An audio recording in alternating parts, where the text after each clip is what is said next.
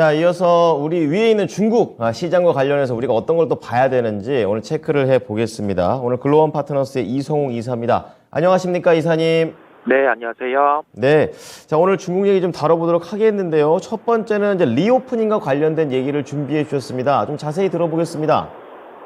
우선 우리가 리오프닝과 관련해서는 먼저 중국의 제로 코로나 정책의 탈피부터 시작이 되었고, 이 기점으로 화장품주 같은 경우에 반등이 대표적으로 강했었습니다. 구체적으로 수치 같은 경우는 대형 화장품주 중심으로 먼저 반등이 나타나는 모습, 그 다음에 테마적 성향을 가진 종목들까지 확산이 되는 모습을 확인을 할 수 있었는데, 하모레퍼시픽이라든지 LG생활건강 같은 경우는 저점에서 30에서 50% 구간으로 반등이 먼저 나타났습니다.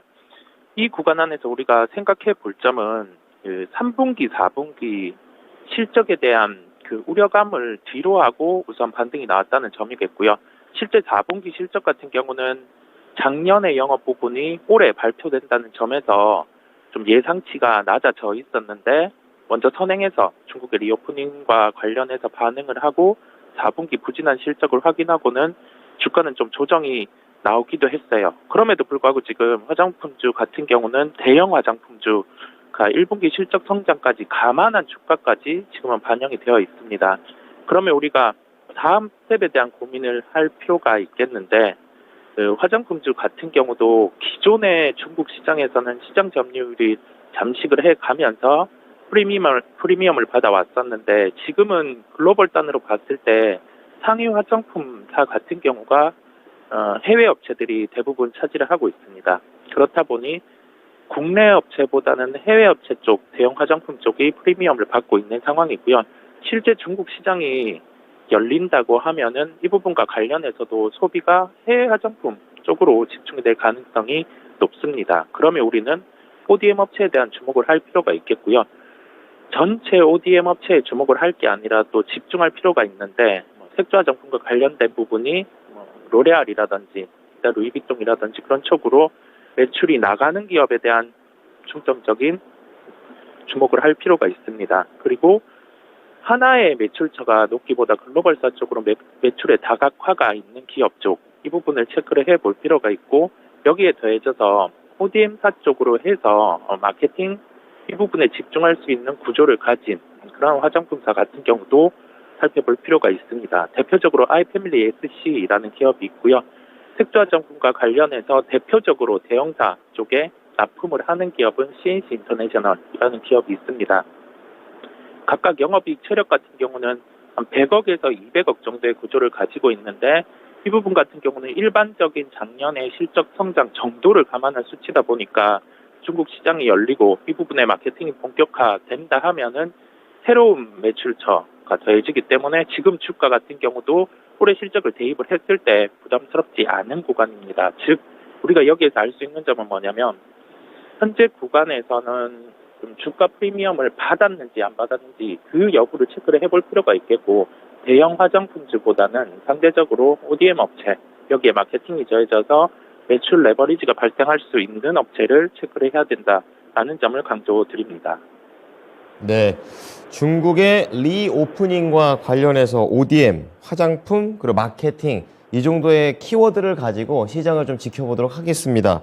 자, 이어서 중국 하면 또 양회가 또 양회를 예정하고 있는데, 이 부분과 관련해서는 어떤 의견이십니까? 우선 양회와 관련해서는 양회 이전에 경기 부양책이 나타날 가능성이 높습니다. 중국의 경제 목표는 소비 진작에 있습니다.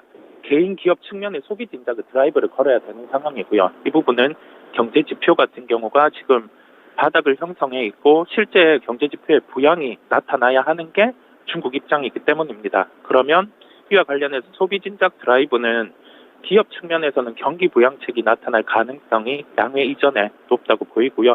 우리가 작년에 소외되었던 철강이라든지 화학업종에 대한 관심을 이제는 가져야 된다라는 결론을 드리겠습니다.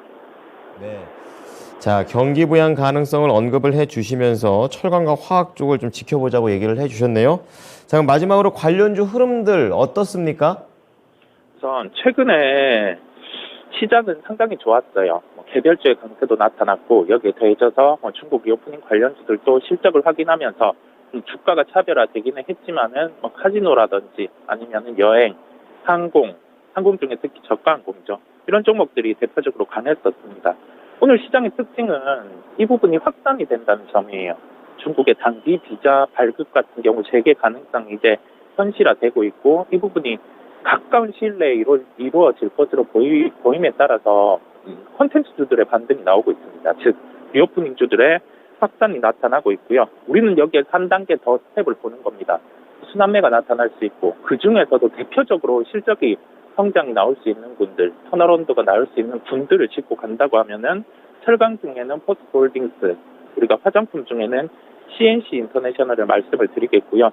각각 가격으로는 포스트홀딩스는 29만 원대, CNC 인터내셔널은 31,400원대 접근 가능하다는 말씀을 드립니다. 네.